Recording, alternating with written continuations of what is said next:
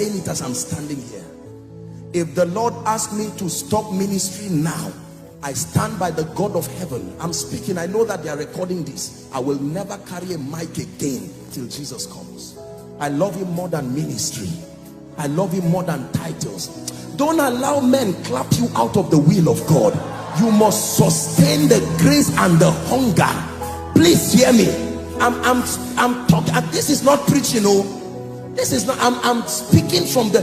Sometimes when we see people who God has dropped his hand upon them, sometimes we need to be open like this to say these things so you will get it.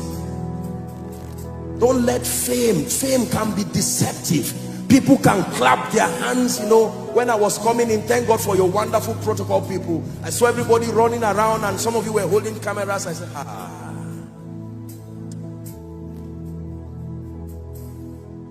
oh God, that great man is still your boy. Still your boy. Still your boy. He's somebody's father, but he's still your boy. He's somebody's mentor, but he's still your boy. He's somebody's role model, but he's still your boy. He's somebody's hero, but he's still your boy. The day you graduate yourself from the school of the spirit and pride gives you an award for completion, that day you begin to die immediately, no matter who you are.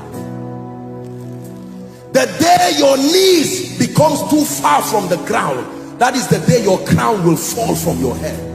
I tell you this. This is the mystery behind the destruction of the great. This is why people start well and don't finish well. It's not sin that destroys people. It's not just fornication that destroys people. It's not just all these demonic things. No, the mercy of God is still there. It's the rebellion of rejecting the secret place. That's where people die. That's where people stay and are destroyed. They clap you out of his presence and you cannot die. Please listen to what I am telling you, because there are people. This is why you came here today. Forget man of God, woman of God. Thank God for that. But it's time, somewhere in this service, we are going to cry before God and say, Lord, this is no longer apostle. This is your boy.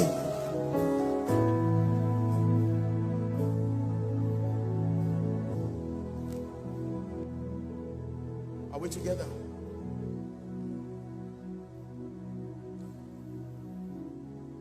This is the place of encounter. Do to me what you want. This is the place of surrender. Do to me what you want.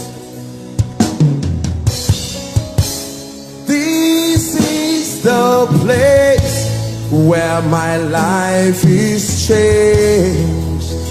Do to me what you want. So we must pray the prayer of the psalmist.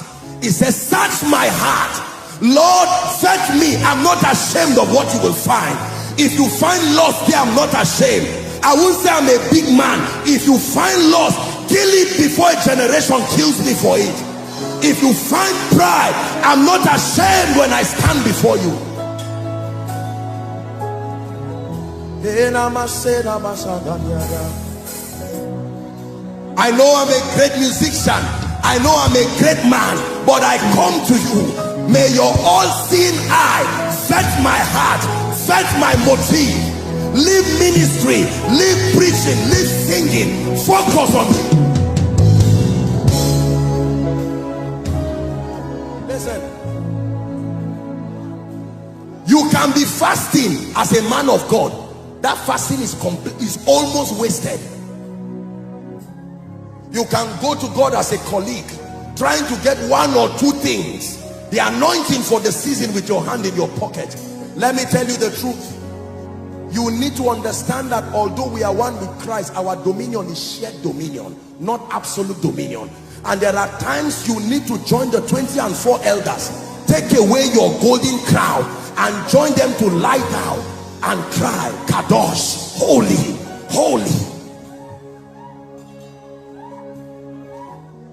You want to carry the grace for a generation. It is more than just fasting. It is more than just praying. It is death.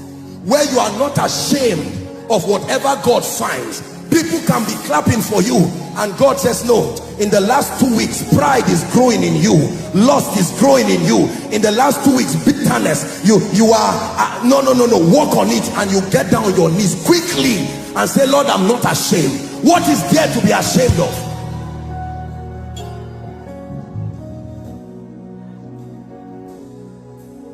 I beseech thee, brethren, by the mercies of God, that ye offer your bodies a living sacrifice. It was Apostle John who was teaching us in 1 John chapter 2. He started from verse 15 and he said, love not the world. Look up, please. Neither the things that are in the world. Love not the world. He's teaching us friendship with God. And he says, love not the world. He says, neither the things that are in the world. He says, if any man love the world, the love of the Father is not in him. That word is the word eros. Is an affinity that can distract your passion. The jealousy of God necessitates that he becomes the object of your passion, alone and at all times. Love not the world. The cosmos has a seduction to it. Money has a seduction to it. Fame has a seduction to it. Are we together? Every good thing has a seductive component to it. And it is only death that can immune you, especially in the generation that we live. Please hear what? Don't pretend you are not hearing me. Oh, this is the voice of God. If you want to last, if you want to stand strong, you must forget about some of this paraphernalia of ministry and be true with God and be true to God and say, help me. Don't forget the ignorant. The people will talk about you and say things. Don't mind them, leave them. Do your business with God. Because when you are tried like that refiner's fire, then you will come out with a dimension of grace and glory that people will look and say, from whence cometh this? And God will say, this is what I can make out of men who die. See, let me tell you this. Please look up. There are 3 levels of anointings, and I think I should just digress a bit to share this. We'll find somewhere to pray. Number 1, there is the anointing that comes upon you as a believer. The Bible lets us know that there is an anointing that indwells a believer on account of his being grafted into Christ. Are we together now? Yes. Number 2, there is the anointing that comes upon you on account